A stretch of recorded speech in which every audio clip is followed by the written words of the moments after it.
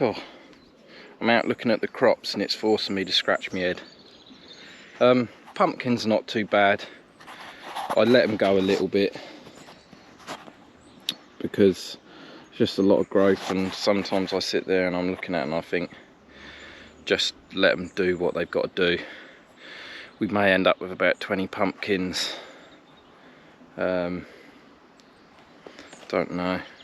The trouble is, where it's so dry, because they've not had any moisture to swell, you know, so when you're looking round at them, you're thinking, where have they got the moisture from? So, but anyway, the purple sprouting crop is good. That's the best, you know, that's done really well. Obviously a few weeds growing in between now, but that is really good. The cauliflowers aren't too bad. I've seen worse crops. Unfortunately, things then get a little bit tricky. So the sprout crop has been annihilated by the pigeons, which is holding them back. Dad used to say, he didn't say it didn't affect them. I mean, it does affect them because it holds them back, but what really does affect them is the severe lack of rain we've had. And I know like loads of people can say, well, you can bring water out to water them, but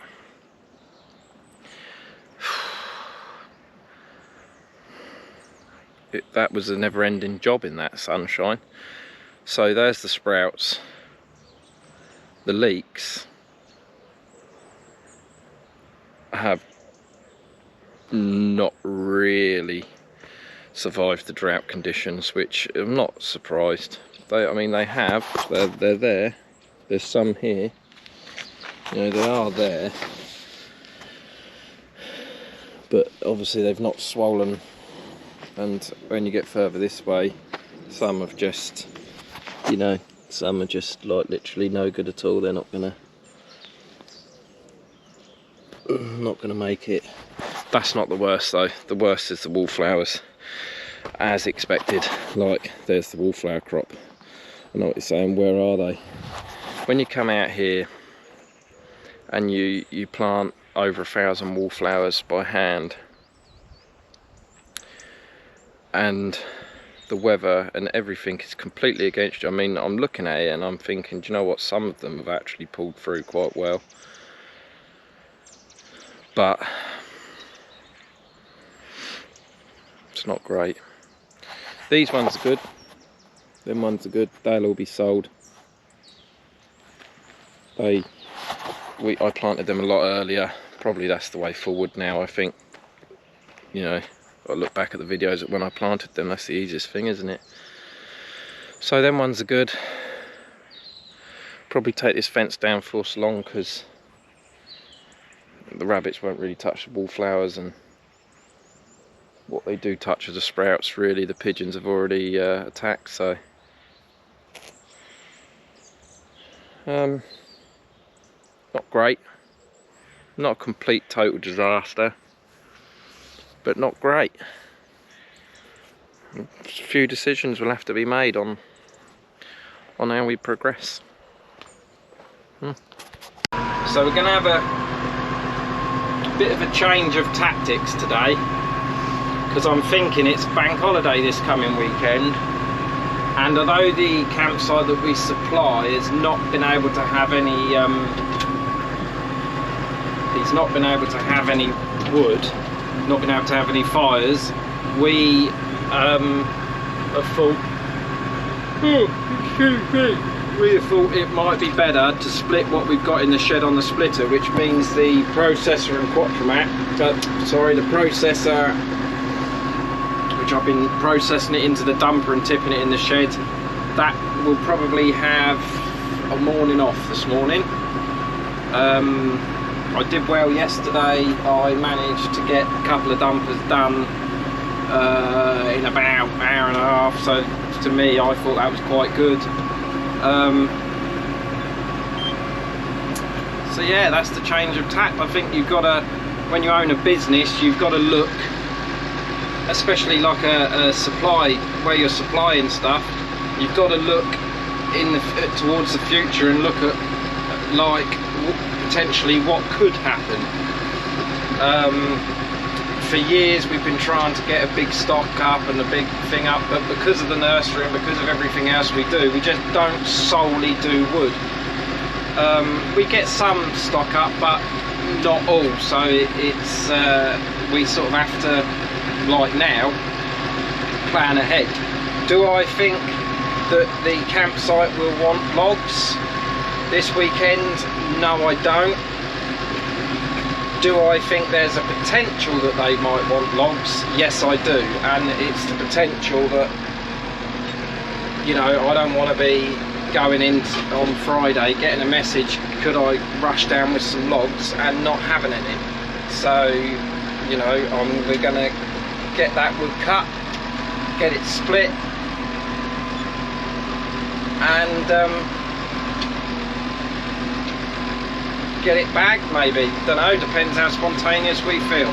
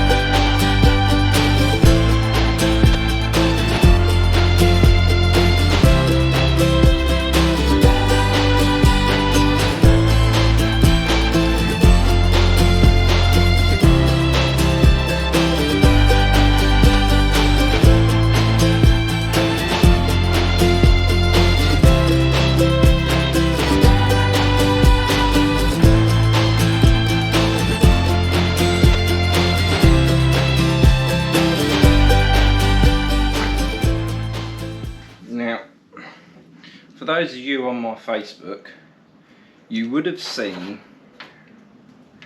a photo last week of Colin wearing these, his glasses. Now, what has happened is the band has snapped there. Now, I didn't, at the time,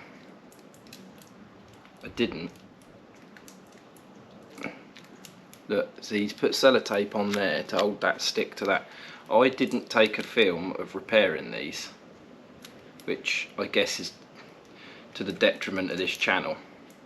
However, I can inform you that the repair didn't work. Well, I mean, it only really means one thing to normal people, that you just chuck, wouldn't you? You would just chuck them. But I'm just going to have another go.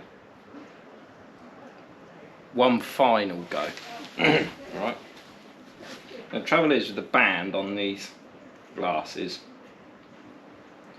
you haven't got much surface to work with. So if I use that dab of blue tack there and just expose the end of the bit which is supposed to be glued on, or supposed to be joined, I'll use the bigger flat surface of the blue tack, and I'll also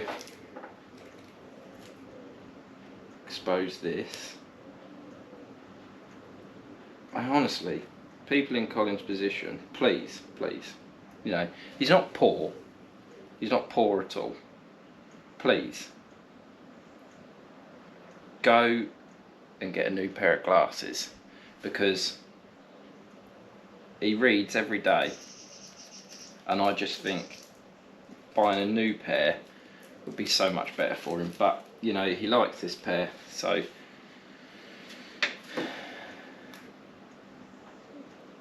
I'll try and repair them for him. So I'm just literally using blue tack to create the surface, a big enough surface for the super glue to stick. This is a kindling stick along here, that there, that is glued to that, and then we've got blue tack there sort of helping matters, and then we've got this one. So I'm going to glue that bit of stick to that lens, and then that dob of blue tack in there, and quite frankly I think that would be a wonderful repair job. All we're using is Loctite super glue. Found it in the drawer. I'm just going to put a big splodge of super glue on the blue tack. That big surface of blue tack. And then I'm going to put a big dob of super glue on where it's got to stick on the glasses, and on that kindling stick there where the frame is going to stick.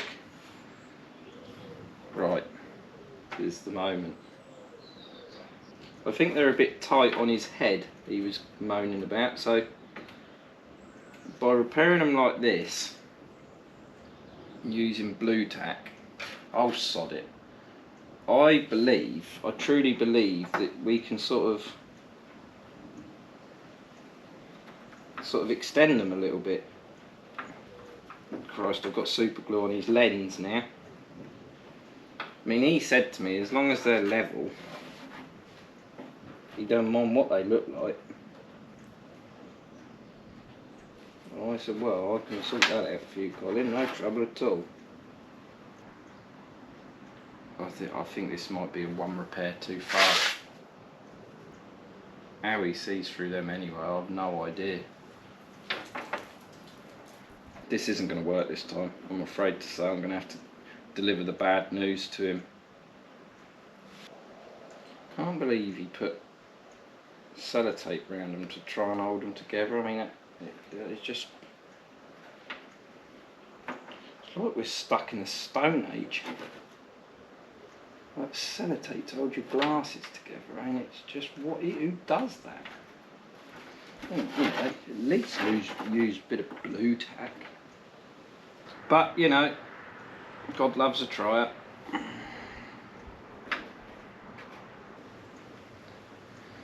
Look at the state of the lenses. How can anybody see through them?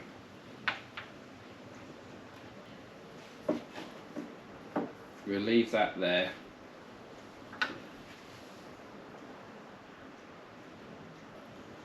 And see what comes of it. Not a bloody lot, I should think, but you know.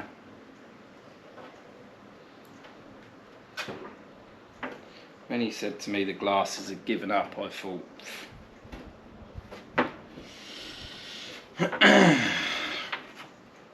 the thing is, we are a throwaway society, aren't we? And we've all got to be doing our bit to save the planet. It's like with the Bobcat. You know, I didn't have no, as you well aware, no training in mechanics at all. But when you live, when you live on a place, when the machines you buy, you have to buy because, you know, you've not got masses of money, so you're buying the machines to suit your needs, to suit what you can afford.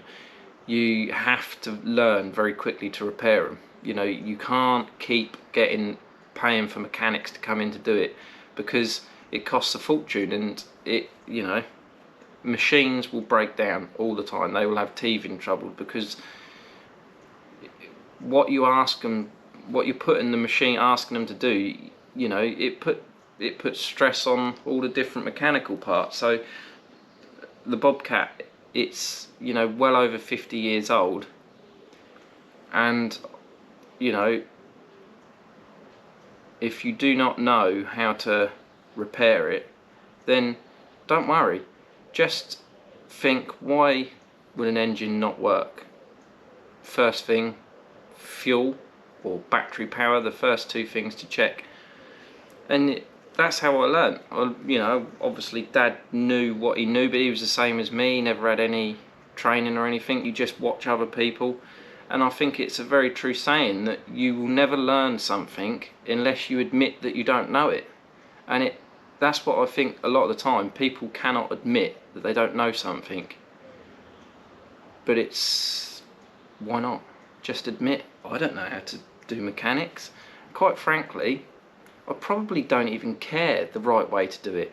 As long as you get it working, or as long as I can get it working, I don't. People would say, oh, the injector this, and the pistons this, and this and that, and this and that. Leave that to the mechanics. I don't need to know that. I just need to be able to do the basics. Anyway, this video is going to be a bit short because I just haven't got the footage, and as I keep saying, I refuse to do a video or to do videos just for the sake of doing them. I only want to show people stuff that I deem good enough for YouTube, good enough for people to watch. I don't want to waste people's time. And this video has not been wonderful. I'm not going to get many subscribers off of it, but it keeps you up to date with what's going on. So there's only one thing left to say. Colin needs a new pair of glasses. The only way is up. The only way.